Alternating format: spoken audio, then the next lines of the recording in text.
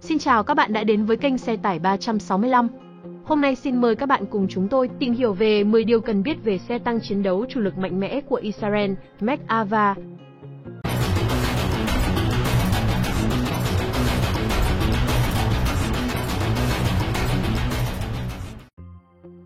Xe tăng chiến đấu chủ lực Merkava của Israel là một trong những loại xe tăng mạnh nhất và tiên tiến nhất trên thế giới. Trong một số lĩnh vực phát triển xe tăng, người Israel đã đi trước thế giới. Một ví dụ về điều đó là hệ thống bảo vệ tích cực mạnh mẽ châu Phi. Châu Phi là một trong những loại tiên tiến nhất của loại hình này, nó chủ động đánh chặn và phá hủy các tên lửa bay tới cũng như các mối đe dọa khác. Người ta thường thấy xe tăng Merkava của Israel trên các bản tin do sự bất ổn và giao tranh thường xuyên trong khu vực. Merkava chắc chắn là một đối thủ xứng đáng với M1 Abrams của Mỹ và T-14A Armata của Nga. Các phiên bản hiện tại của loại xe tăng này được coi là tương đương với khả năng của M1 Abrams, Leopard 2 và Challenger 2. Tính đến năm 2023, Merkava Mark IV Barrett là phiên bản mới nhất của Merkava và việc cải tiến chưa có dấu hiệu dừng lại trong tương lai. Merkava Mark IV được bán cho lực lượng phòng vệ Israel, IDF có giá khoảng 5,85 triệu đô la vào năm 2023, đối với phiên bản xuất khẩu Merkava 4 có giá 10 triệu đô la. Xe tăng Merkava Mark IV Barrett Lightning đi vào hoạt động năm 2023. Xe tăng có châu Phi APS nâng cấp. Camera ngày trên đêm, 360 độ giúp tăng cường nhận thức tình huống. Màn hình hiển thị gắn trên mũ bảo hiểm kiểu máy bay chiến đấu, dành cho chỉ huy xe tăng và các cảm biến mới, cho phép xe tự động xác định mục tiêu và tấn công chúng nhanh chóng, cũng như có khả năng tác chiến điện tử và hệ thống xử lý tiên tiến, và hệ thống năng lượng trực tiếp có khả năng đánh chặn máy bay không người lái và tên lửa hành trình.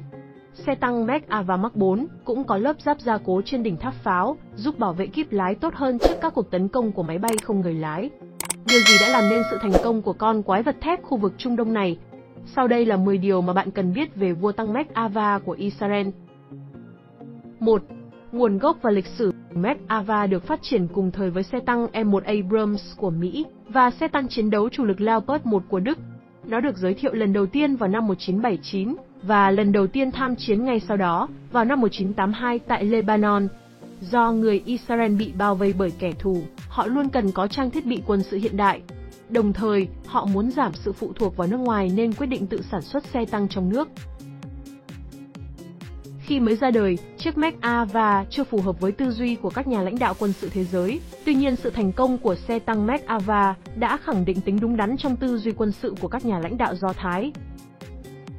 2. Hệ thống bảo vệ tích cực. Biến thể Windbreaker Mark IV nâng cấp được trang bị hệ thống bảo vệ chủ động APS siêu tiên tiến cho chiếc châu Phi. Châu Phi xác định và tiêu diệt các tên lửa bay tới cũng như các mối đe dọa chống lại xe tăng. Nó có thể đã cứu nhiều Merkavas khỏi các cuộc tấn công. Châu Phi đã chứng tỏ bản thân hết lần này đến lần khác trong nhiều lần tham gia khác nhau và chống lại các mối đe dọa khác nhau.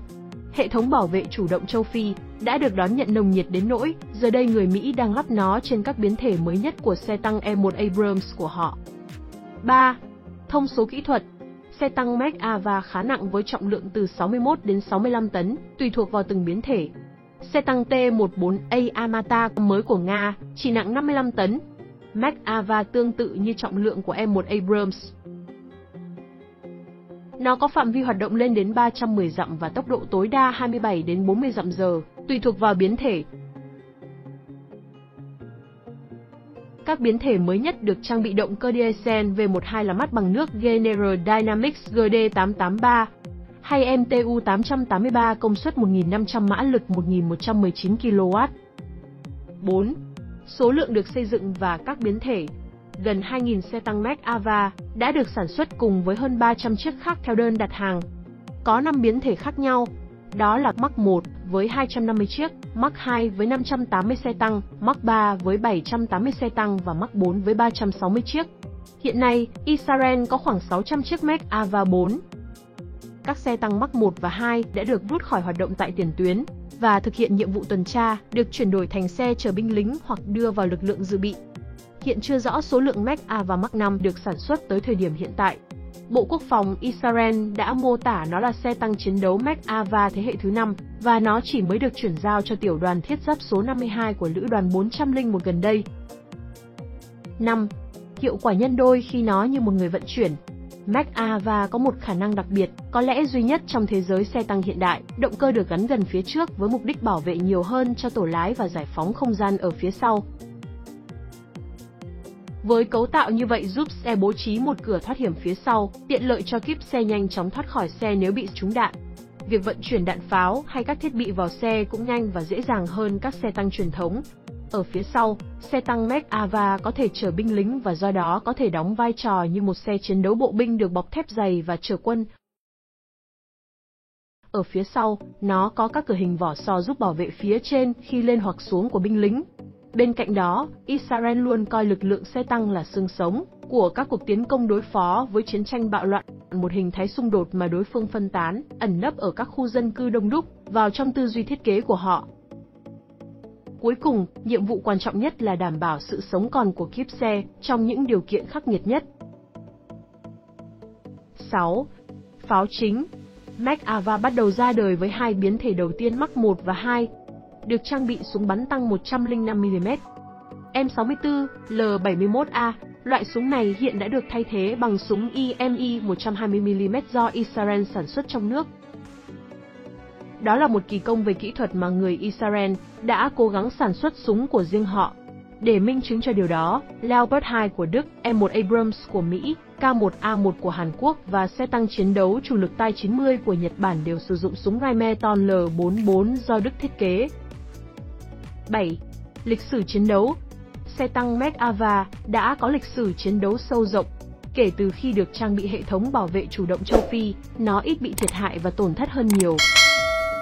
Mach-Ava lần đầu xuất hiện trên chiến trường vào năm 1982 trong chiến tranh Libyen, khi nó đối đầu với mẫu tăng T-72 của Syria tại thung lũng Bekaa. Các xe tăng Mach-Ava đã tiêu diệt 8 xe tăng T-72 từ khoảng cách lên đến 4 km và không hề bị chiếc T-72 nào bắn hạ. Chiến tranh Libyen năm 2006 và nhiều cuộc chiến tranh và giao tranh với Gaza. Những cuộc chiến này có xu hướng rất bất đối xứng, vì chúng chủ yếu là chiến đấu chống lại các chiến binh nhập vai. 8. Áo giáp bảo vệ. Bộ giáp bảo vệ của Mach-Ava đã phát triển. Biến thể đầu tiên, Mach 1, đi kèm với một khung thép đúc và hàn được đặt trong một cấu hình cách nhau. Mach 2 có khung thép đúc và hàn giống như Mach 1, cùng với lớp giáp bổ sung tổng hợp ở hai bên tháp pháo. Nhưng thép hàn không còn đủ để bảo vệ trước các loại đạn hiện đại. Vì vậy, Mach 3 và 4 có khung thép với lớp giáp Composite MODUN giúp bảo vệ tốt hơn nhiều.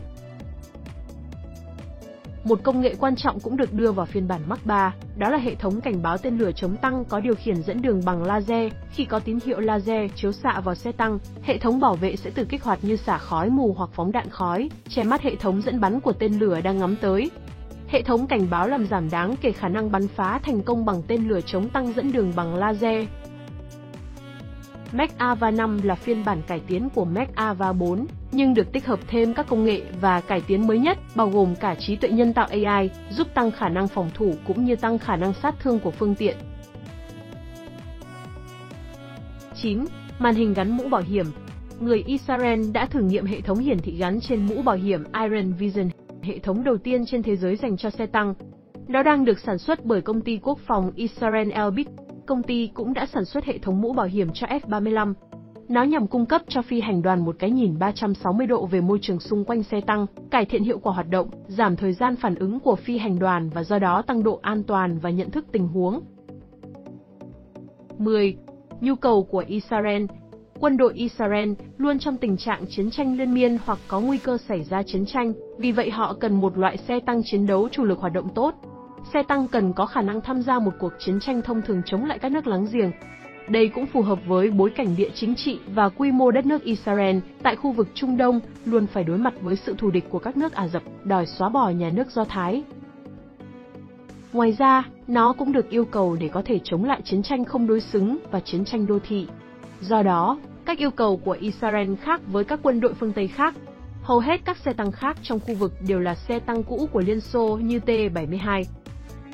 5 phiên bản của Mach-Ava đã được đưa vào sử dụng và được đánh giá là những mẫu xe tăng chiến đấu chủ lực, hàng đầu thế giới trên cả 3 phương diện, hỏa lực mạnh, sức cơ động cao và khả năng bảo vệ tốt. Tóm lại, xe tăng Mach-Ava là một loại xe tăng chiến đấu chủ lực hiện đại rất mạnh và độc đáo. Cảm ơn các bạn đã theo dõi video trên kênh Xe tải 365. Hãy bấm đăng ký kênh và chia sẻ video.